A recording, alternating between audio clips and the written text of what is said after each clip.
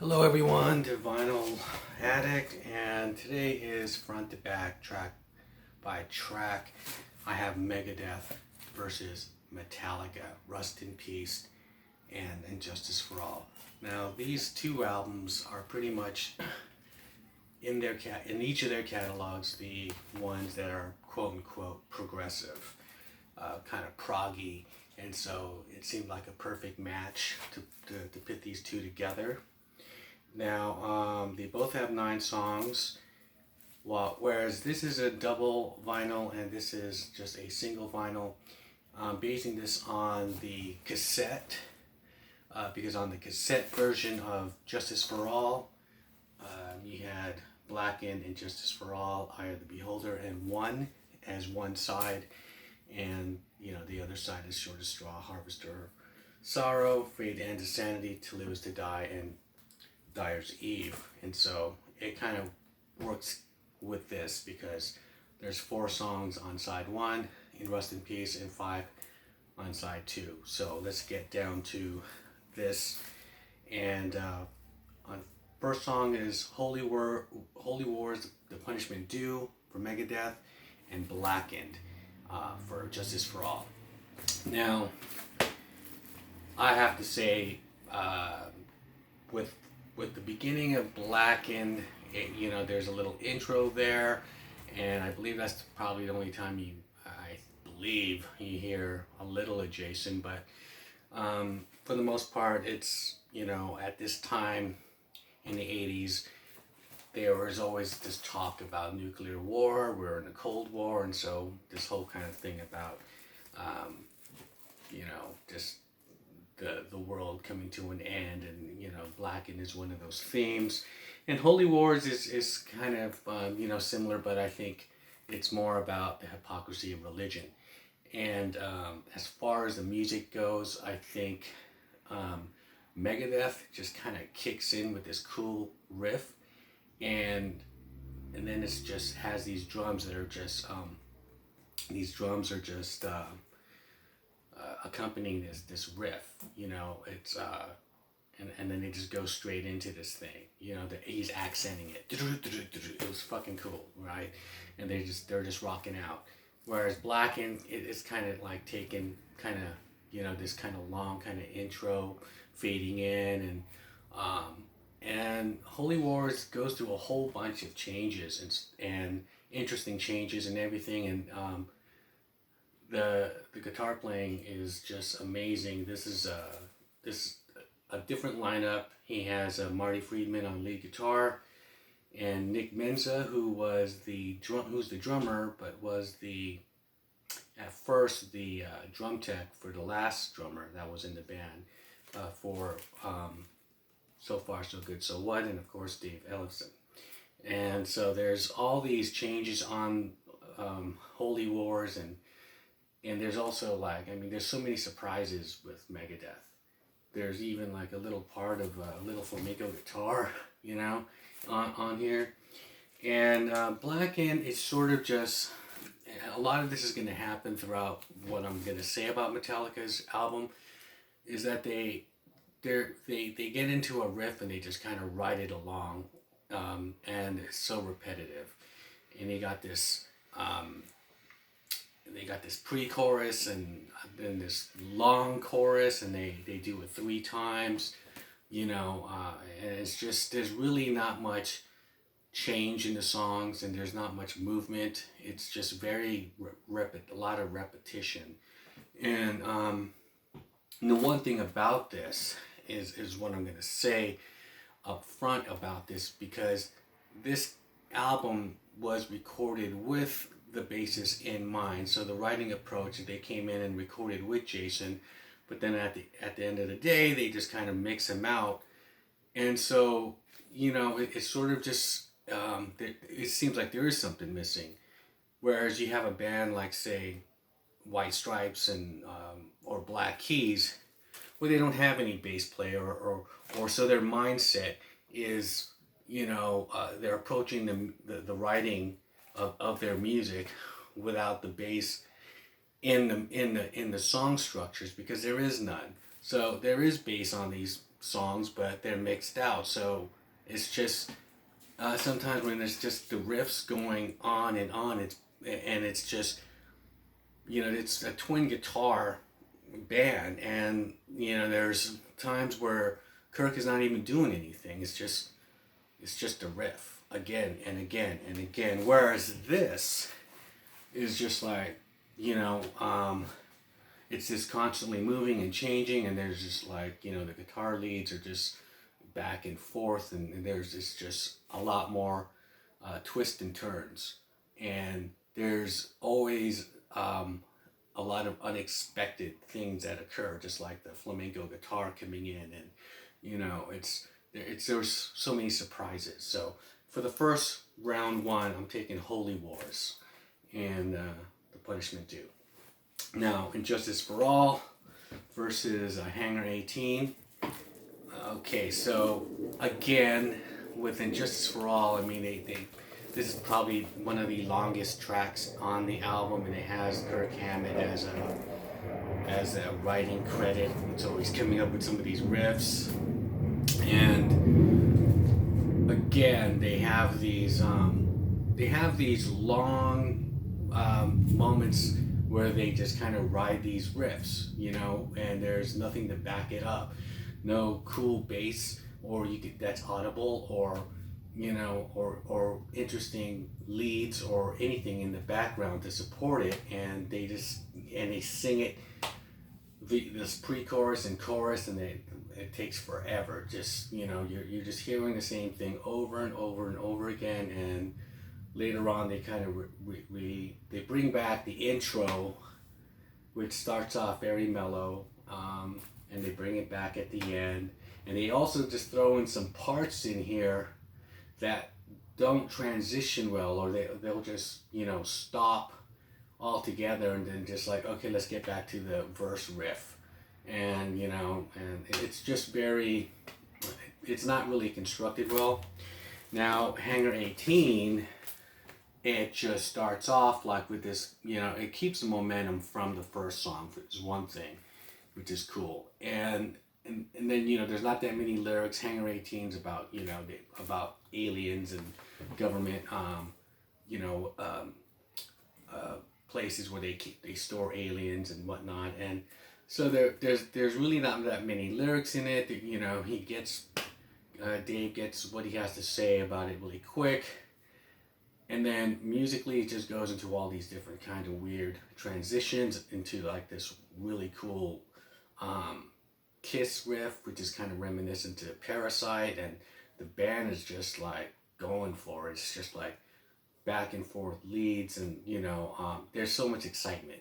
Whereas in Justice for All, I mean, it just seems like it's very put together, kind of amateur at best. I mean, it's like dun dun dun dun dun dun dun dun dun dun. It's just so, compared to what these guys are doing, it's just, you know, apples and oranges, you know. So I'm taking Hangar 18 over Justice for All. Now, this is going to be a slaughter. I'm just letting you guys know now. Take No Prisoners versus Eye of the Beholder. Now, Eye of the Beholder, there was some interesting, you know, lyrically, it was really cool. Speaking on censorship and those kinds of things. And again, it just kind of falls into this. It fades in. This is more of a moderate kind of tempo, and yeah, this runs at 6 minutes and 26 seconds. You know, everything is I think yeah, the shortest song on here is like 5 minutes.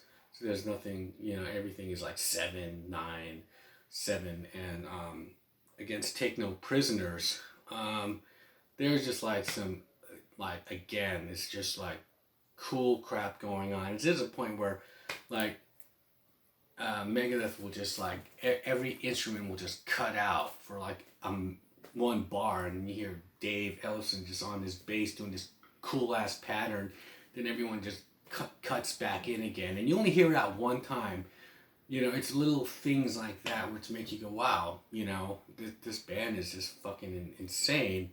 Where this Eye of the Beholder is just a shorter version of Justice for All. It's going through the same pattern of repetition, and it goes back to 3 times. Independence Limited. Okay, it's just, we hear it 3 times, and it's just so long. I'm just like, come on, let's hurry up. Let's get this fucking thing over with. And so, Take No Prisoners is just, you just kicked ass over that one. Okay, so now we got Five Magics versus One. I think Five Magics is another song. It's probably from one of his last dealings as far as his black magic, or his, Dave was very into satanic witchcraft and all kinds of things. And I think this is one of the songs probably left over from what he's written before, like from the Peace Sells album. And speaking of Peace Sells, I mean, that's what I'm saying about the bass of Dave Ellefson in this album. Is like you hear songs like Peace Sells, Who's Buying, and where Dave just lets him have these intros with the cool bass lines. You don't hear that with this. I mean, it was until the Black album that you could hear Jason do the intro to The God That Failed, or My Friend of Misery, or something like that. So I think that really suffered with this. And so you hear stuff like this on Five Magics. You hear this cool bass line and the intro, and then you have this twin harmonized guitar thing going, and then it just changes and it gets really heavy really quick, and they go through their song, and it's just like, of course, again, there's just parts of the song that just are unexpected. All these songs on the Megadeth album. When it talks about being progressive, this is really progressive. Whereas this is, it's they're doing things they've never done before, but at the same time, they're not using all their elements, and of excluding or letting us hear what the bass would have sounded like with it. Maybe it would have made it sound a little better, because we were introduced to Jason on the 598 EP, and we knew he could play, and so maybe these songs are just written in a sense where it's just, when it went down to it, it was Lars who said he liked his drums sounding this way and the bass down. Maybe, they didn't make a connection, so that again, it suffers. And so they're guitar-driven songs, but I think there's just too much fat that they needed to shave off, to cut off, One was starting to, was the only song that kind of moved really well. And it, the chorus was just 2 lines, on this one. They didn't have that pre-chorus to the chorus of 3 paragraphs of stuff that they kept on repeating. It's just Hold My Breath, oh God, please help me. It's just those 2 lines, and that's it. And then, a brief little couple of bars, and then they go into the next verse, and that's it, and that was cool. It moved really well, and then, I think it started coming together a lot more better than, but then at the end, they start just, there's some just repetition again of just a riff without nothing really going on, until, Kirk decides to put a lead on a section or whatever. But I'm going with Five Magics. I thought the one at first was great, but then at the end it just kind of lost me. But as far as like an album side, this does work on that, but this worked on so many levels. I mean, Five Magics does end this side really well. Okay, so 4-0. So side 2, we got Shortest Straw and Poison Was the Cure. Now, Poison Was the Cure starts again with a Dave Ellefson bass line and whatnot. And I just thought, though, with this song, The Shortest Straw, is the only one that I thought, one of the songs that I think that worked really well. And one of the things about it was like I did love the lyrics on here. It was pretty much about being blacklisted and canceled out, which is a lot of that culture now. And I just thought it was just like, wow, this is like really beautiful what James is writing about. And so I went with The Shortest Straw on this one. And the second song on our side two, Lucretia from Megadeth versus Harvester of Sorrow. I picked Harvester of Sorrow on this one. This one was really dark, and I love the lyrics on here, the way that it's something that James really doesn't hardly walk into and do these kind of narratives, and it just about abuse and everything, and you just picture this. It's very cinematic, this guy abusing his kids and murdering them and all this stuff, and it was just I thought it was a very effective song. It's just it wasn't as progressive as all the other songs that they're trying to do on the album. There's not that many changes and everything. It's just a very kind of straightforward song, and it worked, and so Harvester of Sorrow, I got more than Lucretia. And now we're back to The Frayed Ends of Sanity by Metallica versus Tornado of Souls. And this is another 7-minute epic 41-second song, and again, because of that whole pre-chorus, chorus, and it's that repetition of it. It didn't. It doesn't. As long as people think, oh, okay, well, maybe the majority of people thinking, the length of a song, there's so much put into it, but it's more like quantity or quality, and sometimes Megadeth is getting things. They're doing a lot of things as far as changes and time signatures and all that, and in a short amount of time, and it's also the thing about Megadeth is that their prog rock is pretty much not for everyone, math rock or whatever, and to have certain riffs and make it easily to digest for like regular rock for people is a gift, and I think Megadeth really has that gift of doing that. It could make someone who just really likes just straightforward rock could hear some of this stuff and like, okay, and then whether they're throwing in a Kiss riff, a Parasite riff, or and it's just you could just have the regular rocker type person who's not really into thrash or metal kind of just bob their head to it and bang out, you know what I mean? Whereas Metallica, it's just like, I think sometimes they try so hard to make it look like an epic of what it is, and so these long songs they just get drowned out, and as you just ride a riff and nothing to back it up, it's just like, are we there yet? Come on, let's get the show on the road. So Tornado of Souls just wins by default because of that. Because I'm just like, The Frayed Ends of Sanity was probably the worst of all these long songs that just kind of just people were saying that Saint Anger had that issue of just their songs were just too long and they were just writing riffs with nothing to back it up, or kind of thing. But actually, I guess it started over here, and at least there's bass on that one, and there's other things going on. Like I said, I made a video about that album. I thought it was the last time they actually tried to try something where as a unit, where this turns out, in the liner notes, it says here in the credits that Jason is playing it. No, James is playing everything, even the slow acoustic parts. He's doing it all. So this is the James Hetfield experience, really, right here.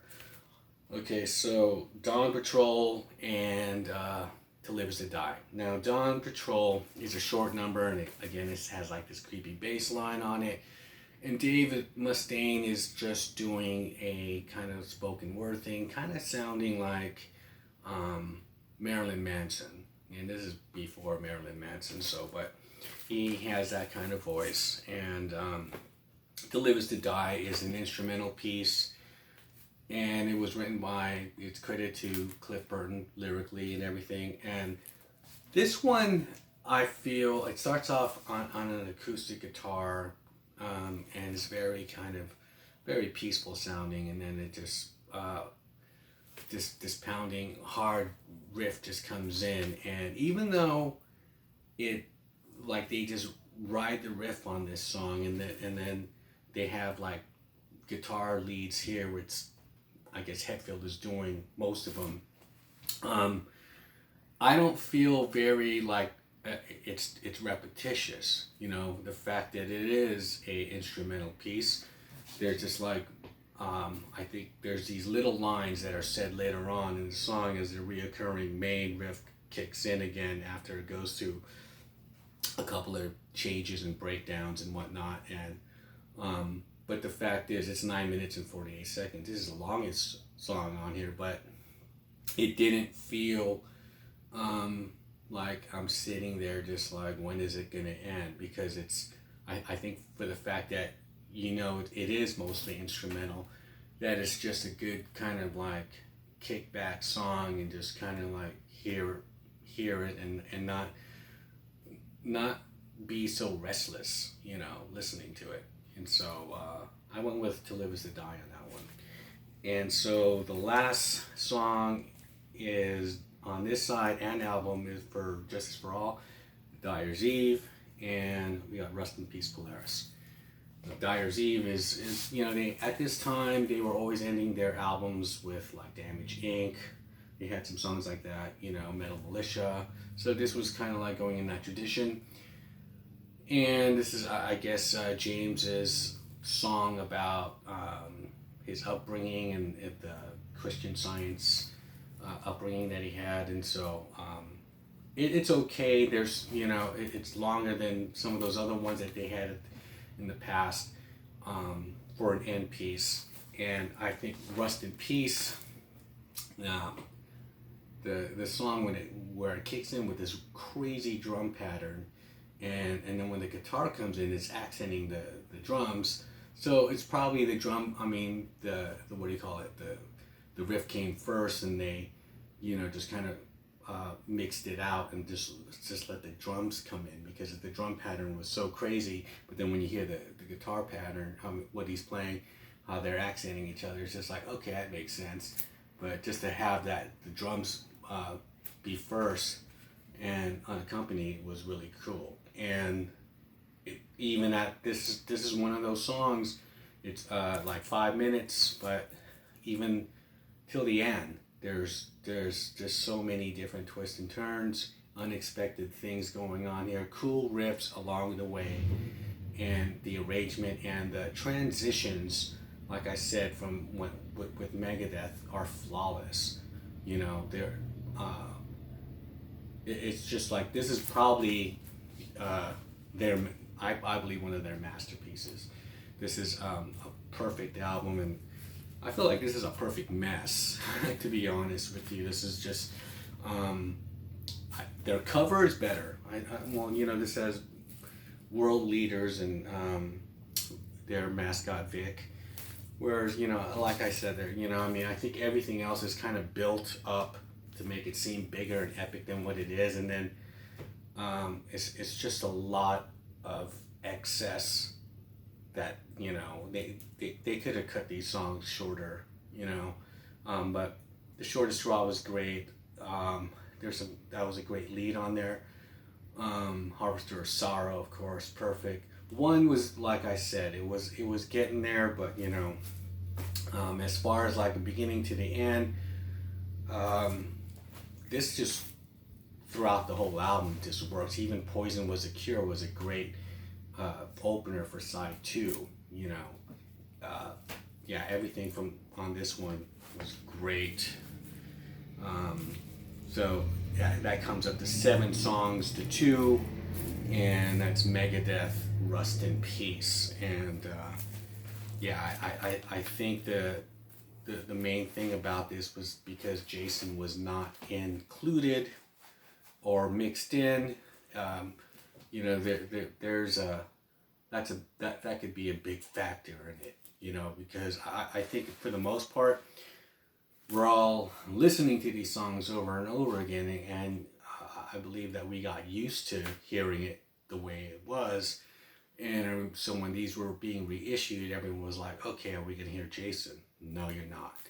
And hopefully one day that they will put it out and, you know, mix in his parts, and maybe we'll have a different perspective on it, you know, because it just seems like